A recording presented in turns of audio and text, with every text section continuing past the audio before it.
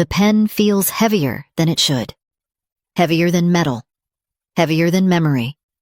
Heavier than the choices sitting in front of me like sealed doors I can never reopen once I cross through them.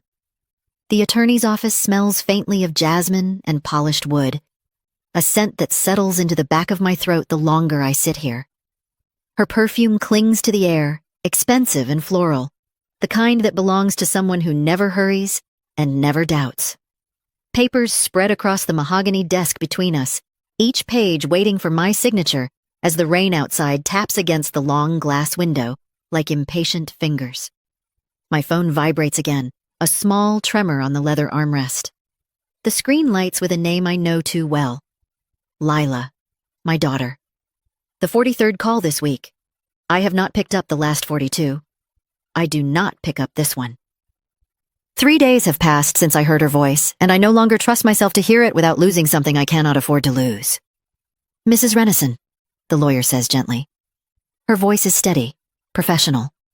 A soft tether pulling me back to the present moment. Are you absolutely certain you want to proceed? I look down at the documents. Their crisp edges. Their permanence. Their power. I can feel my heartbeat in the tips of my fingers as they hover over the signature line. The ink at the tip of the pen glistens under the white ceiling lights. I can hear the tiny clicks of the clock on the far wall, marking each second as it slips out of reach. Outside, the late autumn rain streaks the window like thin silver wires. The storm has not let up since dawn. The city of Austin is blurred behind it, washed in gray. Every building softened by the weather. It feels fitting, somehow, that the world outside looks like a memory smudged by time. The attorney slides another paper toward me with practiced precision. Her face is calm, but her eyes watch me closely. She knows the weight of what I am about to do. She knows it is not a decision born in a moment of anger, but the echo of something deeper and quieter that has been growing inside me for years. My phone buzzes once more. Lila's name flashes again. My only child. The person I once believed would never turn against me. The daughter I raised on my own through grief and long nights and years of sacrifice that shaped every bone in my body. I silence the phone and place it face down. All right, I say finally. I lift my chin. Let's do it. I sign the first document. My name curves across the page in careful strokes. Then the second. The pen glides more easily now. Then the third. Each signature steadier than the last. Before I reach the final page, I look up at the attorney. There is one more thing, I say. I need to make a phone call.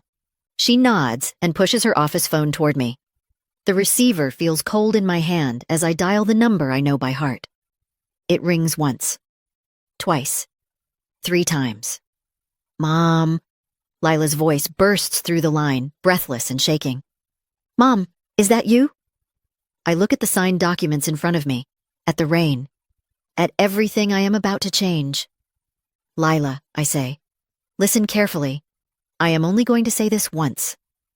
Then I speak the 4 words that will unravel everything. 3 weeks earlier, before the lawyer's office, before the rain-soaked window and the trembling phone, I had woken before dawn in my small farmhouse on the outskirts of Bastrop. The world was still dark when I backed my truck out of the driveway, headlights sweeping across the familiar stretch of land my husband and I once tended together. I remember thinking how quiet everything felt, how peaceful. I had no idea that by the end of the day, that peace would be something I would not recognize anymore. The drive into Austin took a little over an hour, long enough for me to rehearse what I planned to say to my daughter on her wedding day. I wanted to tell her how proud I was, how beautiful she looked even as a child, how much her father would have loved to see her in white. The kind of words a mother saves for the most important days. I carried those words like delicate glass in my chest, believing there would be a moment to offer them. Her text came just as I crossed the river. We are all set, Mom. Just relax and enjoy the day. A short message. Warm enough on the surface. But there was distance in it too, the kind that had grown between us over the past year, subtle and sharp as a paper cut. The venue her fiancé's family had chosen sat high on a hill overlooking the city, all stone arches and manicured gardens, and soft music drifting from hidden speakers. Inside, everything felt curated and expensive. Crystal glasses, white roses, servers moving with practiced grace. I smoothed the skirt of my pale sage dress, the one I bought on sale at a small boutique in town. It was more money than I should have spent, but it felt important. A mother should look her best on such a day. Lila was radiant in lace, surrounded by bridesmaids in matching champagne silk. She barely glanced at me when I arrived, too busy posing for photos arranged by her future mother-in-law, a woman who moved with effortless authority, orchestrating everything as though she owned the day itself. I tried to stay out of the way, offering small smiles and quiet encouragement from a distance. I had brought a card with $7,000 inside, money earned from months of double shifts. I thought I might slip it to her during a quiet moment. Maybe after the ceremony, when the crowd thinned and she would finally see me, not as an obligation, but as her mother. But the moment never came. Every time I stepped closer, someone redirected me with polite words and stiff smiles. Not yet.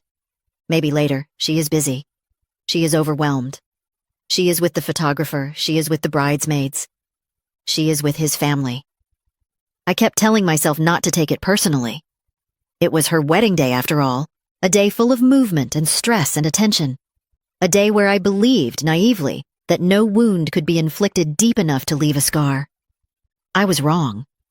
The music was loud enough to make the floor pulse beneath my heels, a steady beat that threaded itself through the laughter and chatter of the reception hall. Guests filled the room with bright colors and bright voices, swirling around me like a current I could barely keep my footing in. The ceremony had been beautiful. Lila glowed, her groom beamed. People cried soft, polite tears. Everything unfolded, like the script of a perfect wedding. Everything, except how invisible I felt in the middle of it. I stood by the dessert table, pretending to study the rows of miniature tarts and lemon squares as servers arranged them with silver tongs. My hands were cold on the stem of my glass. The scent of vanilla frosting hung in the air. I watched the dance floor where Lila twirled in lace, never once looking in my direction. I kept telling myself the moment would come. The two of us, alone long enough for her to notice the tremor in my smile and the pride behind it. But every time I tried to step closer to her, someone else reached her first. Bridesmaids, in-laws, photographers, coordinators. And every time I paused, waiting my turn, something in her expression told me that she preferred it that way. Then I heard it. Mom. Not warm, not relieved, not joyful, flat, tense. I turned. Lila stood 3 feet away, her bouquet wilting slightly in her hand, her veil pushed back, her jaw set tight.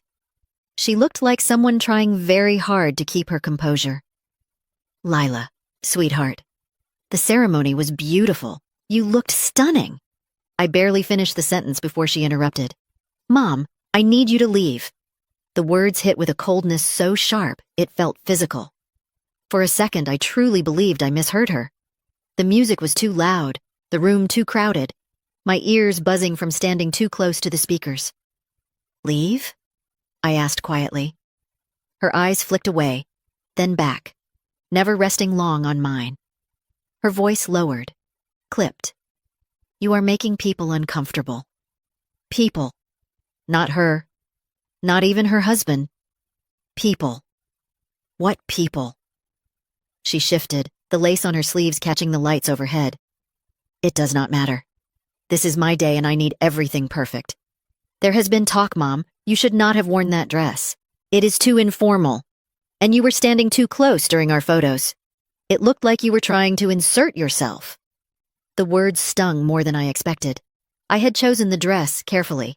I had waited quietly during the photos. I had tried to be nothing but supportive. My throat tightened. Lila looked away again, her voice harder this time. Please do not make this a scene. Just go. We can talk later. Later. The same word she had used so many times before. Later for holidays. Later for birthdays. Later for the hard conversations that never came.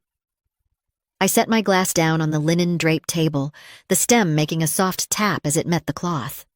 Then I reached into my purse and touched the envelope with the $7,000 inside. I almost gave it to her, almost handed it over even as she stood there dismissing me like a stranger. But something inside me stopped. "All right," I said. My voice did not shake.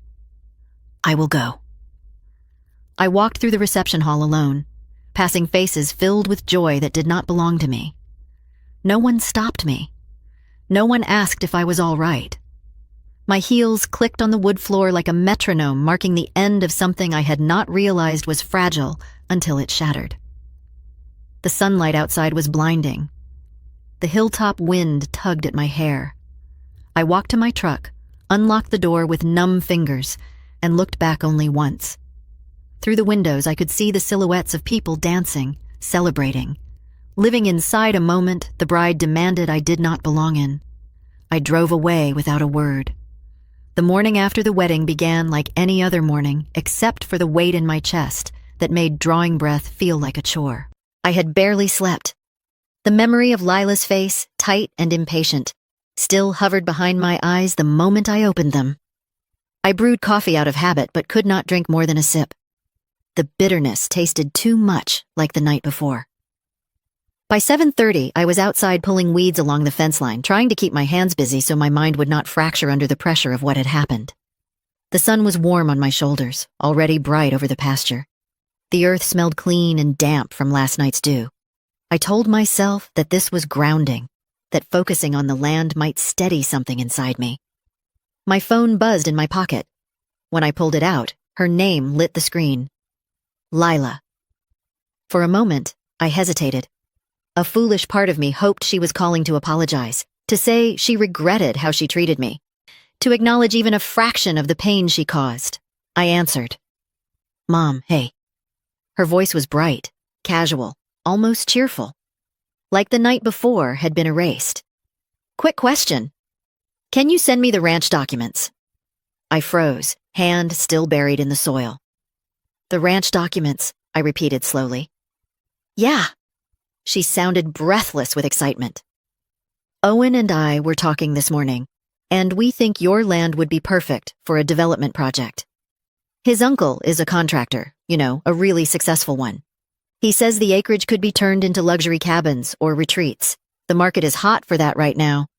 You could make a ton of money, as if that was the measure of the land's worth. As if 70 years of family history equaled a line item in someone else's business plan. We thought we could start the process this week," she continued, "and of course we would split the profit with you. Maybe 60-40 since we will be doing all the heavy work on our end." I straightened slowly. The phone felt heavier in my hand. "Lila, this is your family's land. It was your father's, your grandfather's, you know that." "Yes, Mom, but it is not doing anything. It is just sitting there. And you are not getting younger. That place is too much work for one person. Owen actually found this beautiful retirement villa about 20 minutes away from us. You would love it. They have a pool, a retirement villa, at 58. You want to move me out of my home," I said quietly. "Mom, be reasonable. You cannot manage 40 acres forever. This is smart planning, smart planning." Her voice had that tone she used when she wanted something, and believed she deserved it simply because she asked. The same tone I had given into too many times when she was growing up. "No, Lila. The answer is no." Silence. Then a sudden sharpness. "Mom, do not be difficult. This is my future, too. Owen's uncle needs the documents by Wednesday. We already told him you would send them." "You what?" "We need this, Mom. Do not ruin it. Ruin it." That word twisted something inside me, something tender and old and already bruised. "I am not sending anything," I said. "Not today, not ever." Her breath caught, and for the first time, her cheerful tone cracked. "Mom, you cannot do this." I ended the call. The phone buzzed again immediately, and again and again. I let it ring. The calls kept coming long after I pressed the red button. Lila's name lit the screen again and again, each ring a sharp needle against the quiet morning. I turned the phone face down on the kitchen table, letting the sunlight warm its dark surface, even as my stomach twisted with something between heartbreak and disbelief. By noon, the messages shifted. The cheerful tone vanished.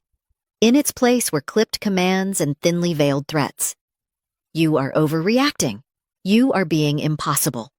Do not make us go through legal channels. Mom, stop this before it gets worse. I did not answer any of them. That afternoon, the wind picked up across the pasture, a dry, restless wind, as if the land itself sensed the shift in my world. I walked the fence line, checking the posts the way my husband used to. He always ran his hands along the wood, claiming he could feel a break before he could see it. I never believed him until the day he showed me a cracked post, split clean down the center. I missed him sharply in that moment. Halfway down the slope, near the old cattle gate, something caught my eye. The fence had been cut. Not broken. Cut.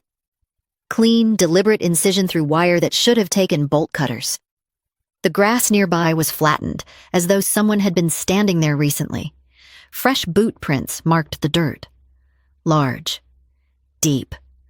My breath stilled. A truck engine rumbled faintly from the road. When I turned, a dark pickup sat parked just beyond the property line, windows tinted, engine idling. Watching. Waiting. The wind carried dust into the air between us, making the scene feel dreamlike and dangerous. I lifted my hand to shade my eyes, but before I could make out the driver, the truck backed up, turned, and drove away. My fingers shook as I repaired the fence, weaving new wire through the posts with muscle memory I didn't know I still had. Someone had stepped onto my land. Someone who had a reason to pressure me. Someone who might have been told I would be easy to convince. That night, a storm rolled in. The kind that rattled window panes and made the trees groan under the weight of the wind. Thunder shook the house, echoing in the empty rooms. I sat in my late husband's chair, trying to read, but the storm drowned out the words. When lightning flashed across the yard, I saw the shape of something near the barn. A silhouette. Still. Watching. I stood so quickly, the chair scraped against the floor. The second flash came, and the figure was gone. Fear tightened around my ribs, but anger pressed against it, stronger. This land belonged to my family. No contractor, no developer, no man hiding in the dark had the right to step foot on it. Near midnight, a new voicemail came through. I did not want to listen, but something urged me to press play. "Mom," Lila said, her voice raw and strained. "I do not know why you are being like this, but Owen's uncle is furious. You promised this land to me years ago. We all remember. You cannot go back on your word. A promise. An invented one." I had never promised her anything of the sort. But hearing her voice crack in desperation, I realized something chilling. She believed she could force my hand because she had already told people she controlled the outcome. Another voicemail arrived. This time, Owen. "Mrs. Renison," he said smoothly. His tone was polite, but beneath it lay something sharper. "I understand you are hesitant, but this deal is time-sensitive. If you do not release the deed, we will pursue our options. It would be unfortunate if this became a legal matter. Legal matter. Options. Unfortunate." The threats were no longer veiled. The storm outside intensified, rattling the windows so hard I thought the glass might crack. The shadows in the corners of the room seemed to shift with every flash of lightning. I felt the weight of the land beneath me, solid and ancient, the same land my husband had begged me to protect. I stood and walked to the window, watching the rain fall sideways across the pasture. The oak trees bent but did not break. Neither would I. I knew then that this was no longer just a disagreement, no longer about money or development or convenience. This was war, and I would fight it. By morning, the storm had passed, leaving the sky washed clean and pale. The land smelled of wet soil and cedar, a scent that usually calmed me. But not that day. I drove into Austin with my jaw clenched so tight I felt a dull ache in my temples. My hands gripped the steering wheel harder than necessary, the memory of the cut fence and the watching truck still lingering like a residue on my skin. The attorney, Ms. Nolan, looked up from her desk as I entered. Something in her expression shifted when she saw my face. "Karen," she said gently, "are you all right?" "No," I answered, "but I will be. I need to protect my land. Permanently." She motioned for me to sit. Tell me what is going on. I explained everything. The wedding, the demand for the deed, the cut fence, the truck with tinted windows, the threatening voicemail. Lila's claim that I had promised her the land. I watched Ms. Nolan's face grow more serious with each detail. When I finished, she folded her hands over a legal pad. You are dealing with people under pressure, she said. Pressure makes them dangerous, but you have options. What kind of options? The kind that make your land untouchable. That word settled over me like a weight lifting. Untouchable. Ms. Nolan pulled a thick folder from her cabinet. Conservation Trust. It is the strongest legal protection available. If you donate your land into an irrevocable conservation trust, no one can develop it. No one can sell it. No one can subdivide it. It becomes protected space. Permanently. Permanently. The same word my husband whispered the night before he died, the last night he could speak clearly. Protect the land. Keep it permanent. I swallowed hard. What do I have to do? Sign the trust. It removes the land from your estate so no heir, including your daughter, can contest it later. She paused, then added carefully, but once you sign, it cannot be undone. Good, I said. That is what I want. She studied me for a long moment, then pulled out another document. As she opened it, a small frown tugged at her brow. Karen, she said slowly, did you know you already drafted a trust once? I stared at her. What? She turned the document so I could see. My own handwriting filled the signature line. My name dated nearly 10 years earlier. A trust draft prepared months after my husband died, a trust I had forgotten entirely. It was never filed, Ms. Nolan said. It was only a preliminary document, a safeguard recommended by your husband's estate attorney in case something happened to you prematurely. I touched the paper as though it might dissolve. I had signed this, signed it during the fog of grief, when I was still learning to breathe without him. Some part of me had already known the land needed protecting. Miss Nolan gave a small, knowing nod. This shows intent. Long-standing intent. If your daughter tries to challenge the trust later, this strengthens your case. Dramatically. A strange calm settled over me. Not relief, exactly. Something deeper. Something steady and immovable. Finish it, I said softly. File the trust. Make it permanent. Ms. Nolan placed the final documents before me, and this time, when I picked up the pen, my hand did not tremble at all. Ms. Nolan had just sealed the final envelope when my phone buzzed again. This time, I did not silence it. I picked it up and stared at Lila's name glowing across the screen. My breath steadied, my spine lengthened, and something inside me felt clearer than it had in years. Answer it, Ms. Nolan said quietly. You should. I placed the phone on speaker and set it on the desk. Mom, Lila's voice burst through the line, strained and frantic. Mom, thank God. Please, listen. You need to pick up right now. Everything is falling apart. I exchanged a glance with Ms. Nolan, but said nothing. Owen's uncle is in trouble, Lila continued, her words tumbling over each other. His investors pulled out. They said something about an investigation. There were rumors he inflated project values or forged signatures, or I do not know. But they expected the land. Mom, we told them you already agreed. They were counting on it. They are threatening us. Threatening. My jaw tightened. Mom, please. They said we misled them. They said they will involve authorities. Owen is furious. He thinks this is my fault. He said if you do not send the ranch documents, everything will fall on us. There it was. Not concern for me. Not remorse. Fear. Self-protection. The realization stung, but no longer surprised me. Lila, I said calmly, there is something you need to hear. I watched Ms. Nolan fold her hands, listening. But before I could speak, Lila's voice cracked. Mom, please, this is not a game. You have to help us. You do not understand what they are capable of. Owen is not the same. He has been yelling all morning. He said he will lose everything because of you. Please, please, fix this. I took a slow breath. Lila, I said, listen carefully. I am only going to say this once. A silence stretched thin across the speaker. It is gone forever. On the other end, her breathing stopped.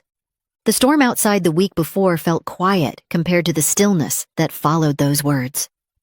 What? Her voice came out tiny, stunned. What do you mean? The land is no longer mine, I said. It has been placed in a permanent conservation trust. It cannot be sold. It cannot be developed. It cannot be transferred. It cannot belong to you, Owen, or anyone else. You cannot do that, she cried. You cannot. That was supposed to be mine. You promised. I never promised you the land, I said. You told people I did. Those are not the same. Her voice broke into sharp, panicked breaths. Mom, you do not understand. Owen needs this. His uncle needs this. They told us we would be set for life once the project started. They said they would help us buy our own house. They said we would be taken care of. Something in her tone shifted then. A tremor of realization. A fracture. A truth finally taking shape. Mom, she whispered. Owen just told me something. He said if the deal falls through, he is done. He said this marriage was supposed to secure our future. He said I brought him nothing. She sucked in a breath. He said once the land was transferred, he planned to file. He planned to leave me. I closed my eyes. I did not want to be right, but I had known. Lila began to sob. Harsh, broken sounds that cut through the room. Mom, please. I have made a mistake. I did not know. I thought he loved me. I kept my voice steady. Lila, love does not demand you betray your family. Love does not isolate you or use you. What he wanted was the land, not you. She cried harder. I am sorry, I whispered. But this was your choice. You must live with it. No. Please do not hang up. Mom, talk to me. Please, do not let me go like this. But I could hear the attorney's words echoing. You cannot undo a lifetime of choices for someone who refuses to see them. Goodbye, Lila, I said softly. Before she could speak again, I ended the call, and this time, the phone stayed silent. 6 months passed before the land felt quiet again. Winter softened into spring, and wildflowers returned in colors so bright they looked almost unreal. I spent my mornings walking the trails behind the barn, the ones my husband carved out with an old tractor long before Lila was born.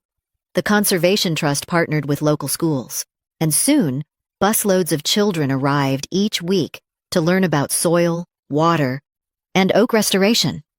Their laughter filled the air in a way that felt healing, not intrusive. It reminded me that land can carry scars and still grow something beautiful. I never heard from Owen again. His name disappeared from public records after the investigation. Lila, however, sent one handwritten letter in late April. 3 pages, ink smudged in places where her tears must have fallen. She apologized for the wedding, for the threats, for her blindness. She said she finally understood what it meant to give everything to someone who only saw value when it benefited them. She wrote that she hoped one day I might forgive her, but she understood if I could not. I folded the letter and placed it in the drawer where I keep things I am not ready to part with, but not ready to hold closely either. Healing, like the land, requires time. And this is what I learned. Love that demands your silence is not love. Family that sees you as a resource is not family. Legacy is not what you leave behind. It is what you refuse to let be taken.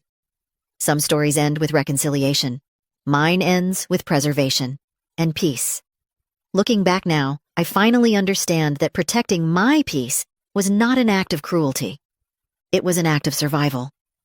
I spent years believing that love meant giving without limit, bending without breaking, sacrificing without expecting anything in return. But real love has boundaries, even when it is painful to draw them. My daughter chose a path that led her away from me, and I chose a path that led me back to myself. The land I protected is more than soil and history. It is a reminder that some things must be preserved, even when people we care for try to take them apart. And sometimes the hardest thing we will ever do is let someone we love face the consequences of their own choices. What lesson did you learn from this story, and which city are you watching from?